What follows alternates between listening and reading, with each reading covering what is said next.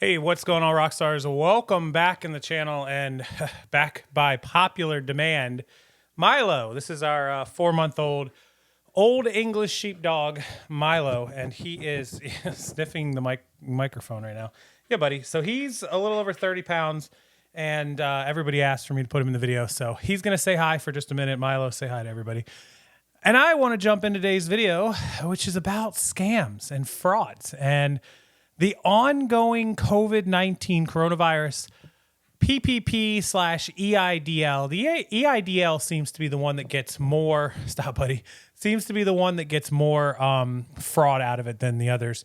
All right, so we let Chewy go run because as he gets bigger, he's still a puppy, 4 months old. He gets to, be that size like he is, and you can see he just wants to run around. He doesn't want to be stuck in one place. So yeah, today's video about 6 fraudsters in New York who committed $44 million in COVID-19 pandemic coronavirus fraud. And so if you're not remembering that, back in 2020, 2021, during the pandemic, they gave out money in the form of a couple different things. One was a loan, and one was a forgivable payout to basically either pay your employees or buy inventory or stock. Things that you couldn't get done during the pandemic. Maybe you had to fire an employee, or you would have had to fire one. The government bailed you out. There were a lot of legitimate reasons for this, but a lot of people took advantage of it. Now, I know a gentleman locally here in Florida, in my area, who sold furniture and appliances, big stuff, and he had an employee, and he was doing well. He was making 10, 15 grand a month. Pandemic hits, the warehouses he sourced his stuff from were closed down. His local sources, the local auction house, closed.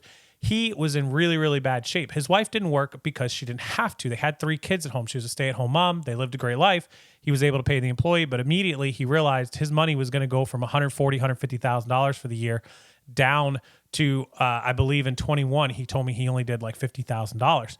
Well, that's terrible. He obviously can't afford to pay the employee, loses the employee, can't get to his sources, can't get to his warehouse.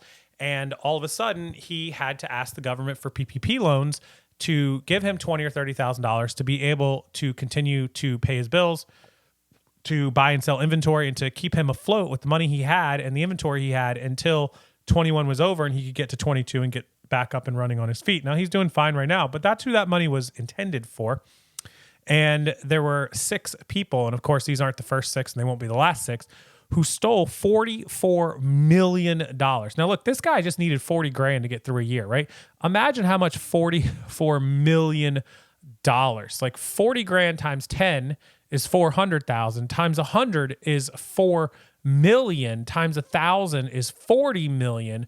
These 6 people took enough money to help thousands of business owners keep their business afloat. Remember, that money ran out at some point, and a lot of businesses that legitimately needed it couldn't get it. Now, there were stories like out of South Miami, I think Hallandale Beach, where a guy was living in his mom's basement. Well, we don't have basements here, but living in a room in his mom's house, and drove like a 1980 Cadillac or something. All of a sudden, he's driving a Lamborghini with a big business and living in a mansion. Well, he stole like $7 million from the PPP loan. These were obvious fraud. A lot of people took advantage of it. They stole money that wasn't meant for them. They weren't legitimate businesses, and they didn't even try to hide it. Like, you're going to go buying a Lambo. If you lived a decent life beforehand and you borrowed money from the government to keep the business rolling so you could continue paying all these employees and making money and paying yourself, like, that's one thing. But to just blatantly go out and do what this guy did, well, some people were a little smarter about it. They tried to do it under shell companies. They tried to do it under friends and family or under acquaintances or just random people they didn't even hardly know. They'd have them open fake businesses, claim to have 4 or 5 employees. And if I remember right, you got like 6 months of payroll. So if you were paying an employee or claiming to pay an employee $4,000 and you said you had 4 employees, that's 16 grand times 6 months is $96,000, right? Like, they would go and get that and they would apply for that. Apparently they applied for hundreds of millions of dollars, but they only got $44 or $45 million in payouts. And what's disgusting is that for example, one of these, the 26-year-old, was making rap videos. He was an inspiring rapper, putting videos up on YouTube. And you can see, I'll screenshot as I always do in these videos. He had like 300 pairs of shoes. This is what they were spending this money on: jewelry, shoes, clothing, vacations. They went on trips, apparently. They even bought some real estate, a house or some condos or whatever it was. They stole $44 million between 6 people. That's like $8 million a person, right? Not quite, but close. This is the problem. Like, crime is crime, but then you just have stupid criminals that hurt other people, hurt other businesses that could have used this, and then frivolously spent it. You know, people buying jewelry and Lamborghinis and shoes and whatever the vice was. They never took this money and like, not that it would have, you know, justified what they did or been okay or been any better, but they didn't take it and open a business and try to make some real money, some legitimate money. They didn't go and open a car wash. They didn't go and buy rental properties that they were, you know, a rental apartment. This wasn't, you know, $400,000 is a lot of money that you could do a lot with. If you handed any person watching my video right now $400,000, they could open a lot of businesses, do a lot of good, right? $4 million is life-changing. 400 grand is life-changing for a lot of people, but it won't last a lifetime for most people, right? Like, it's a good stretch to go. You can go a long way with 400 grand, but you can't go generational wealth with it. 4 million, on the other hand, can really take care of somebody for life and could take care of their kids and maybe some grandkids, right? Like, that's a lot of money. We're talking about $44 million.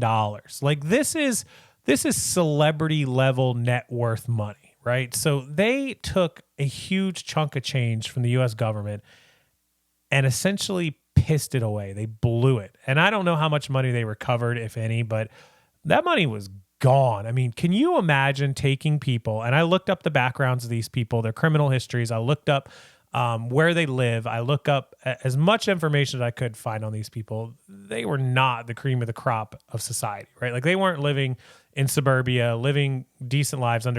These are people who were living with almost nothing. Like, they literally went from rags to riches in the matter of minutes. Can you imagine people who don't have a dime to their name, living in rough neighborhoods, all of a sudden waking up one morning and there's checks just depositing into bank accounts for hundreds and hundreds of thousands of dollars, millions of dollars, more money than they've ever seen in their whole life gets deposited on Monday morning, and then again on Tuesday and Wednesday and Thursday and so on and so on. This is what's wrong with the epitome of what's wrong with a lot of criminals in this country is greed. And greed is greed, you know, being greedy and stealing $400,000 or $4 million, but stealing $44 million. At what point was enough that you were like, yeah, we're going to get caught, guys. $44 million. The government might look past 40,000. They're probably not going to look past 400,000, but you might get away with it, right? You're going to get caught with $4 million. Everybody I keep seeing is millions of dollars.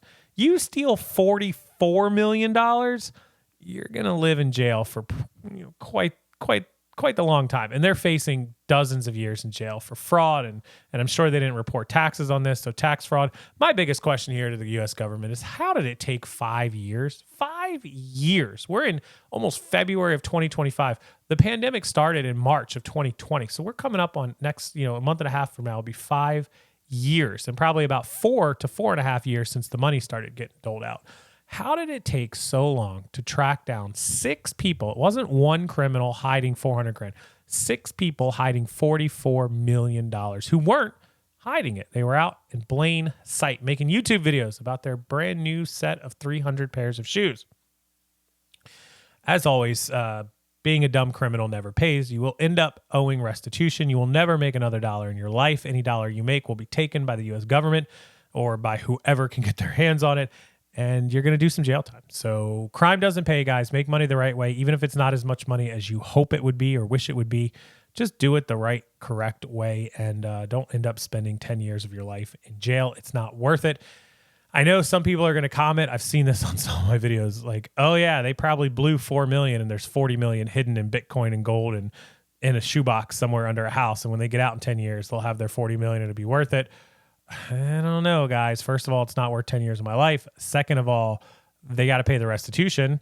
And third of all, how are they going to spend that money even if they do got it hidden away? I saw another girl here in Florida that did a $1 billion Ponzi scheme on a business loan company that she claimed was loaning money to people. You would give her your money. She'd loan it out, make a profit, bring it back in and split it with you, except she wasn't doing any of that. She was just taking your money, and it was nearly $1 billion, and they only recovered like 10% of it. So I'm like, 90% is like $900 million. Where's the rest of that money? If that's buried somewhere, I mean, good grief. But anyhow, that's our dumb criminals of the day, which turns out to be dumb criminals of 5 years. $44 million in COVID-19 money. Stolen, found, some of it. who knows? As always, I appreciate you guys watching. I love to bring you these scam videos because they're always happening, and there's always people in the resale world, people in the business world who are always trying to find a way to get ahead and get free money. Nothing's free. You got to work for it. Thank you as always, everybody. And oh yeah, I fell asleep last night and put a whole bunch of stuff on ridiculous sales.